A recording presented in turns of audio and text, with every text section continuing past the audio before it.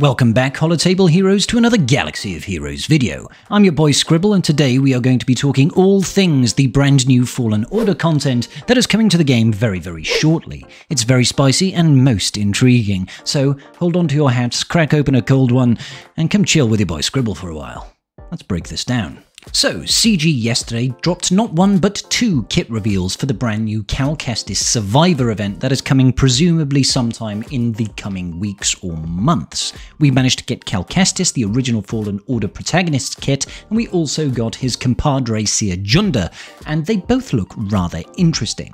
Now, in this video today, I'm not really going to be covering what are the kits, what do they do, who do they work with, what's the speculation. There's plenty of videos out there on YouTube where you can watch that content that's already out there. Why would I bother telling you?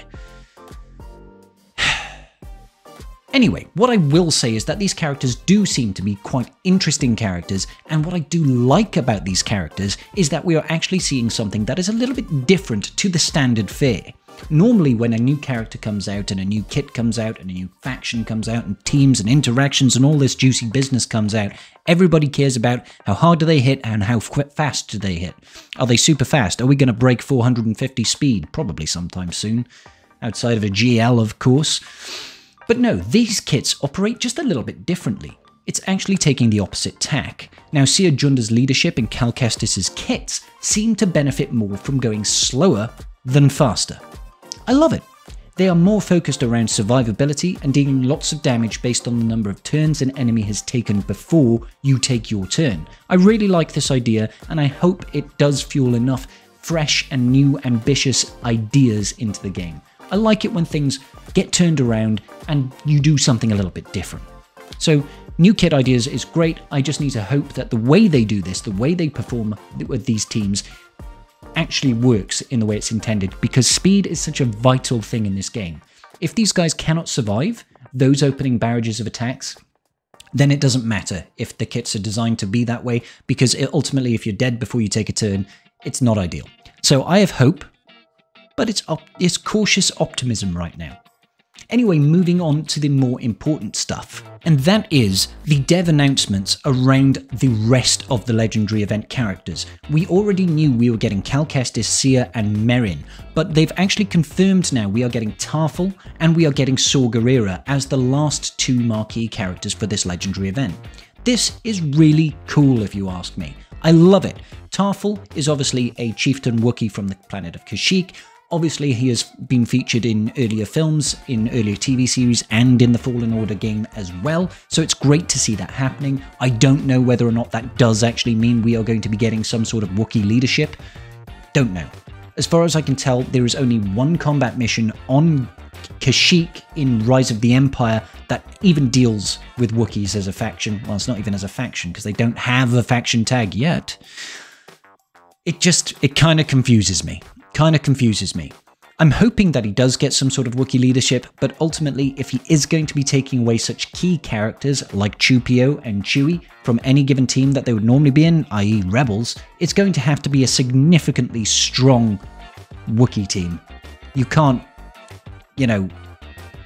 fracture your CLS team that badly just to fill out a Wookiee team somewhere else. That doesn't make sense to me. And if they are trying to increase our viability and capability of doing that Wookiee mission on Kashyyyk, it begs the question, why do we care? Because that particular planet is going to be easy enough to beat without having to do that Wookiee CM. People are 3-starring that planet without having to do the Wookiee CM, so I'm not sure how much benefit we get out of that. Regardless, I do still think it's cool, and I hope they continue to release additional Wookiees to the game. The other cool character is of course Saw Gerrera, which I think is just a melting pot of coolness waiting to happen. Saw Gerrera has got such cool character stories. He's a very nuanced character, and he's quite divisive. I'm hoping that we see tags like Rebel Fighter, I'm hoping we see Scoundrel, and then it comes down to his alignment. Can we really call him a light side character? Is he more of a neutral? I would quite like to have a neutral Scoundrel Rebel Fighter Saw Gerrera. I think that would be really cool. Give us our second neutral character to help Hondo really prop up the rest of those teams. Now, more importantly, I think it would also be very, very cool if he was a Rebel fighter with a leadership for other Rebel fighters. I know what you're thinking. You're thinking, we already have Mon Mothma. She leads the rebel fighters. But guys, we have got so many rebel fighters left in the faction.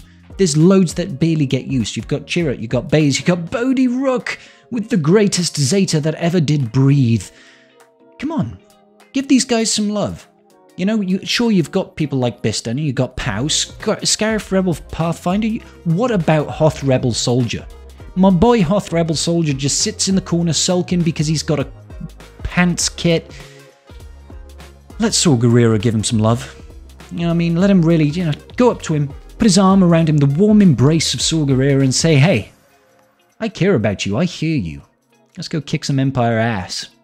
That's what I'm hoping for Saw Gerrera. I can't wait. It's going to be the Forrest Whitaker version of this character. It's not going to be the Rebels or the... I think he was in Clone Wars, maybe, potentially. Who knows?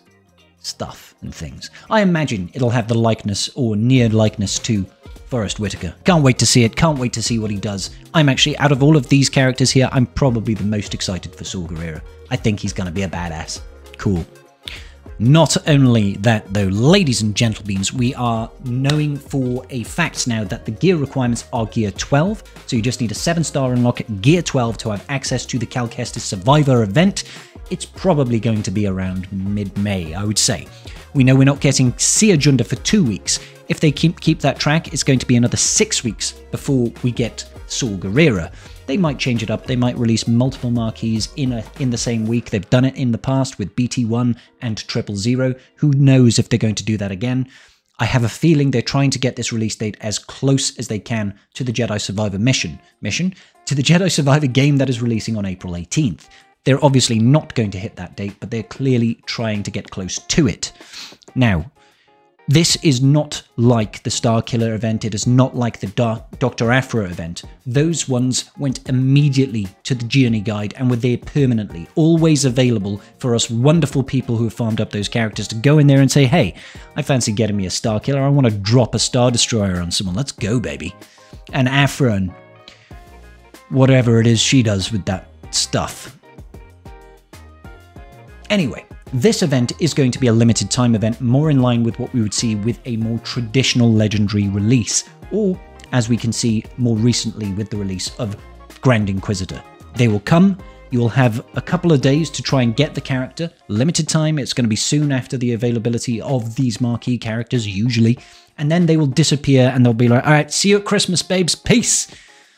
And everybody there will be waiting and waiting for 6 months while the Inquisitorious faction that CG loves so much are just sitting there twiddling their thumbs, doing nothing apart from getting feats done in Conquest and getting their galactic challenges done and...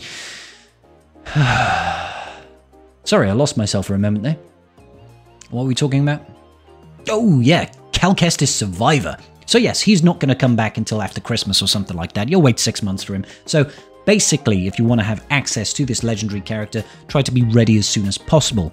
It's only going to be 5 characters, it's only Gear 12, so the shard farming is going to be critical. Gear 12 is a lot easier to reach these days, provided these guys don't throw absolutely obscene amounts of Chirotech in the gearing requirements for these people.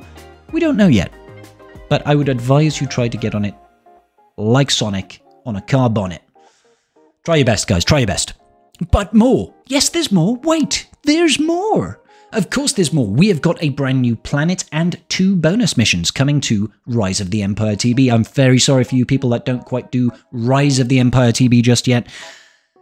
But yes, new stuff is already coming to the brand new biggest game mode that CG has, the PvE element, the PvE King, the end game content that is Relic 9s across the board. Essentially, we are getting 2 special mission battle bonus zones. One of them is going to be on Braca.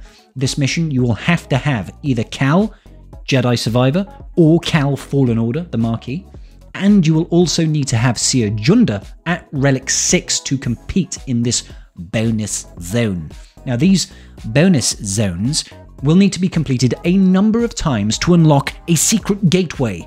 Sort of like, you know, when you touch a panel on an old wall and it turns and it slots inwards and then boom! The fireplace opens up and you've got the entrance to a secret prison, inside which you find Gollum. I'm a bit on one today, I'm very sorry, guys. Anyway, this secret gateway will be unlocked by completing this mission a number of times. We don't know how many times you need to complete this mission in order to unlock the special bonus planet that we're getting, which is going to be Zepho.